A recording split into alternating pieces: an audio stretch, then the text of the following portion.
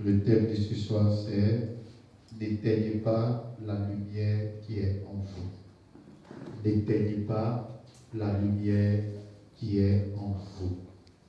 Alléluia. Tu vas prendre ta Bible dans le livre de Luc, chapitre 11, à partir du verset 33.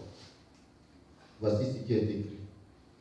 La Bible dit, personne n'allume une lampe pour la mettre dans un lieu caché ou sous le boisseau, mais on la met sur le chandelier afin que ceux qui entrent voient la lumière. Ton œil est la lampe de ton corps. Lorsque ton œil est en bon état, tout ton corps est éclairé. Mais lorsque ton œil est mauvais, en mauvais état, ton corps est dans les ténèbres.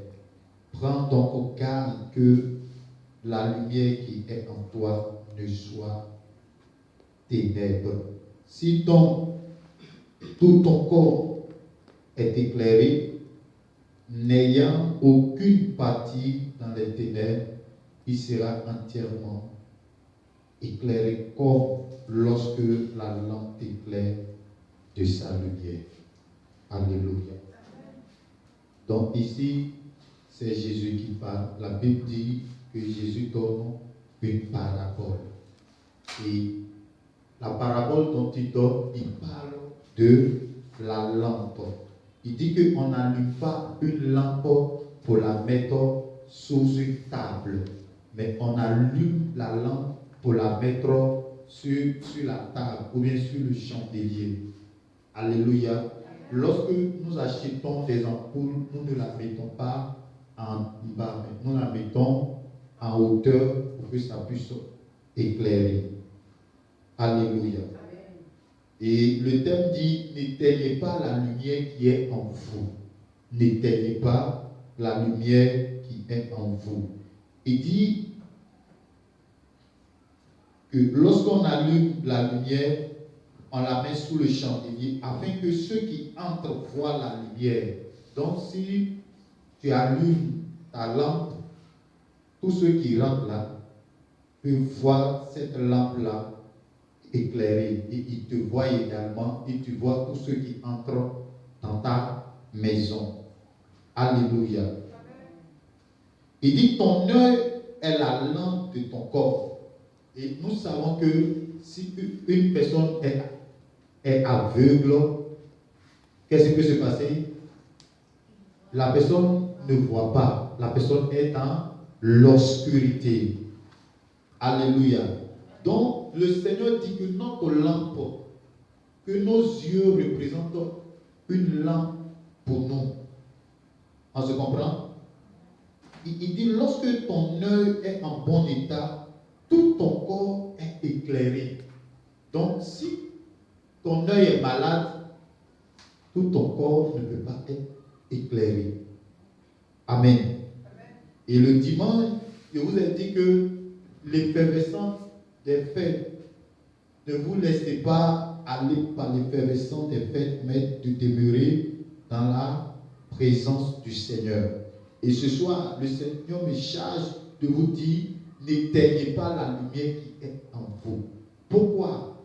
Parce que nous sommes des lumières. Nous sommes la lampe. Tu es la lampe de ta famille. Alléluia. Alléluia. Les autres peuvent s'amuser comme ils peuvent. Mais toi, tu représentes la lampe de ta famille.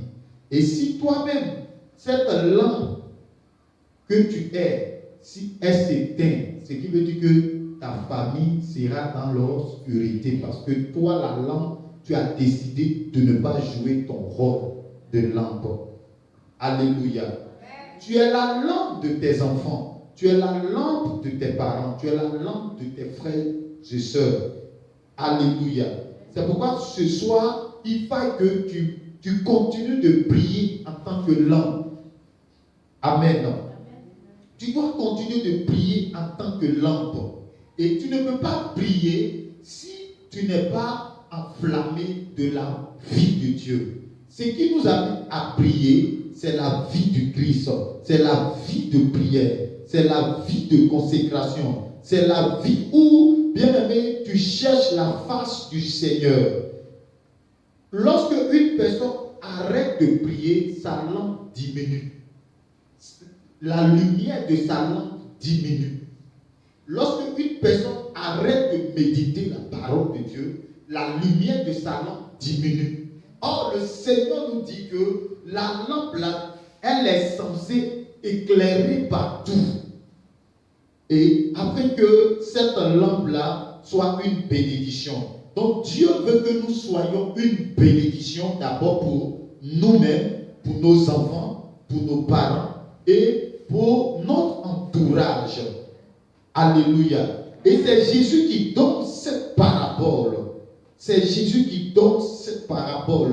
Donc à cet instant précis, si tu n'es pas éveillé, l'ennemi peut faire des choses.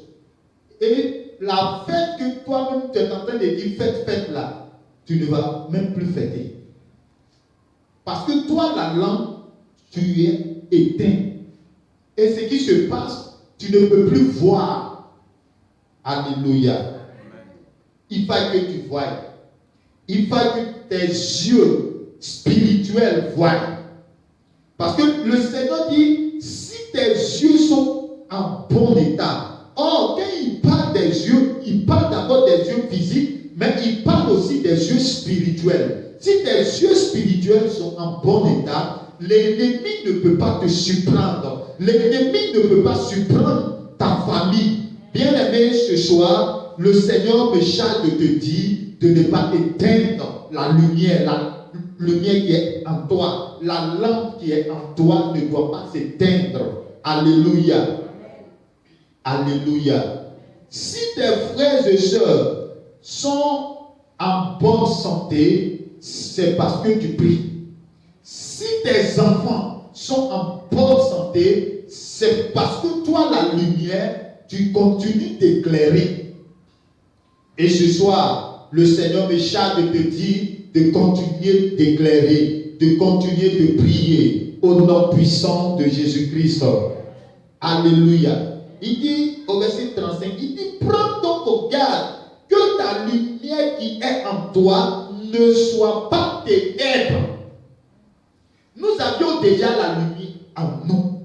La lumière qui est l'Esprit de Dieu. Et si cette lumière qui est en nous là, si nous ne prenons pas garde, cette lumière-là peut s'endormir. Et si elle s'endort, si l'Esprit de Dieu qui est en nous s'endort, ce qui veut dire que les choses vont nous surprendre. Et ce soir, Dieu me charge de dire à chacun de nous que nous ne devions pas éteindre la lumière. Cette lumière, elle doit briller. Et c'est pourquoi nous sommes là ce soir encore pour prier le Seigneur. Parce que l'année n'est pas encore finie. Nous ne sommes pas encore entrés dans la nouvelle année. C'est pourquoi nous devions continuer d'allumer notre lampe. Nous devions continuer d'activer la lumière de nos lampes. Nous devions continuer de mettre de l'huile dans nos lampes. Et l'huile qu'on peut mettre dans nos lampes, c'est la prière. L'huile qu'on peut mettre dans nos lampes, c'est la présence de Dieu. C'est aimer la présence du Seigneur. Afin que nous continuions d'être des bénédictions. Ton père, ou ta mère, ou ton frère, ou ton enfant continue de compter sur toi en tant que lumière. C'est pourquoi tu dois continuer de prier au nom puissant de Jésus-Christ. Je pensais que c'était de toi que je parlais. Si donc ton corps est éclairé, n'ayant aucune partie les ténèbres, il sera entièrement éclairé. Donc ce soir, Jésus ne veut même pas qu'il y ait des ténèbres même en nous. Donc que les ténèbres s'éloignent loin de nous, mais que la lumière qui est en nous continue de grandir et que cette lumière-là prenne le dessus sur les ténèbres. Alléluia. Alléluia. Alléluia. Est-ce que tu vas continuer d'activer cette lumière? Est-ce que tu vas continuer d'enflammer cette lumière? Parce que la lumière qui est en toi ne doit pas devenir ténèbres, mais elle doit continuer de devenir de continuer de devenir la lumière pour que la gloire de Dieu éclate dans ta vie, la gloire de Dieu éclate dans ta famille, la gloire de Dieu éclate dans ta maison. Alléluia. Tu as des frères, des parents, ton mari ou tes soeurs qui sont un peu éloignées. Présentement, tu ne les vois pas. Mais lorsque tu ne les vois pas, tu dois continuer de prier, d'intercéder pour eux, de prier pour eux, de demander au Seigneur de les garder. Est-ce que vous savez que ce matin quand on s'est réveillé, la lumière de ma femme, la lampe de ma femme est toujours activée. Elle a reçu quelque chose. Et lorsqu'elle a reçu, effectivement, j'ai appelé. J'ai dit, ah, voici ce que ma femme a reçu pour toi. Il faut continuer de prier. Alléluia. Il faut continuer de prier.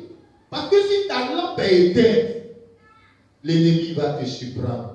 Les fêtes, c'est bien, mais il ne faut pas éteindre ta lampe. Il faut continuer de demeurer attaché au Seigneur. Alléluia. Alléluia. Que Dieu te bénisse. Il dit, si ton corps est éclairé, ça veut dire que tout ce qui est autour de toi sera éclairé. Vous savez que quand Jésus était sur la terre, il n'a jamais éteint sa lampe. La Bible dit que Jésus passait constamment le temps dans la présence du Père. La Bible dit qu'il cherchait constamment la présence du Père. La Bible dit que Jésus lui-même là, il s'efforçait pour disposer du temps pour que sa lampe là ne s'éteigne pas. Et la Bible dit que comme sa lampe ne s'éteignait pas, il était devenu une source de bénédiction. Bien-aimés, nous devions devenir des sources de bénédiction afin que le monde sache que Jésus-Christ est Seigneur. Jésus-Christ n'est pas mort en vain, mais il est ressuscité pour que le monde puisse avoir la vie. Pour que nos familles, nos parents disent vraiment mon fils ou ma fille là n'a pas donné sa vie à Jésus-Christ en vain. Alléluia. 2025 arrive. Il faut que nous rentrons dans l'année 2025 en tant que lumière et non ténèbres. Peut-être que l'année 2024, il y a des choses qui n'ont pas pu se réaliser dans ta vie, dans ta famille, dans ta maison, au point où, bien aimé, ta joie n'est pas encore parfaite.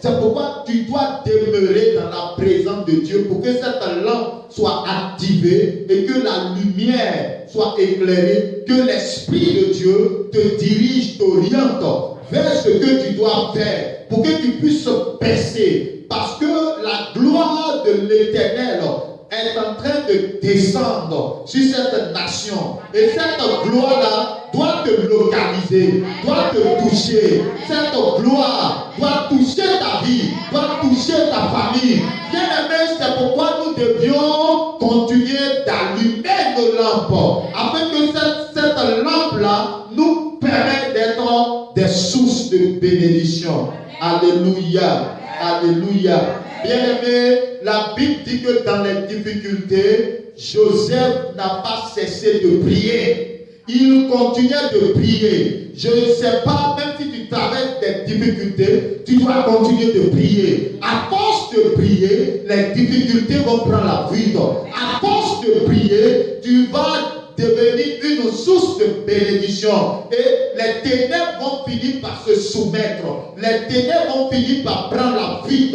Bien-aimés, nous devions continuer de prier. Que le Seigneur te bénisse. Que la grâce du Seigneur soit avec toi. Que la faveur de Dieu soit sur ta vie. Que la bénédiction de Dieu te touche ce soir. Que le réveil te touche ce soir. Que tu sois une personne qui a l'intelligence ouverte.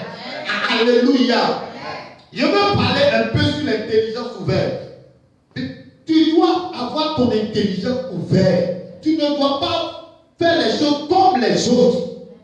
Ton intelligence doit être ouverte. C'est-à-dire quand on te regarde, on sait que celui-là, il est en avance sur son âge. Tu es intelligent. C'est-à-dire quand tu parles comme ça, on sait que tu es intelligent. Quand les choses viennent, les choses ne te surprennent pas parce que tu as l'intelligence ouverte. Daniel avait l'intelligence ouverte. Tu dois avoir l'intelligence ouverte pour que l'ennemi soit toujours dans la honte et dans la confusion. Alléluia.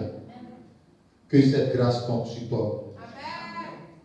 Que cette grâce tombe sur toi au nom de Jésus. Que cette grâce tombe sur toi au nom de Jésus. Que cette grâce tombe sur toi au nom de Jésus. Que ton intelligence s'ouvre au nom puissant de Jésus-Christ et que tu sois intelligent. C'est-à-dire que tu comprends les choses qui se passent et tu ne te laisses pas avoir par l'ennemi. Alléluia. Que Dieu te bénisse. Nous allons nous arrêter là et nous allons prier le Seigneur.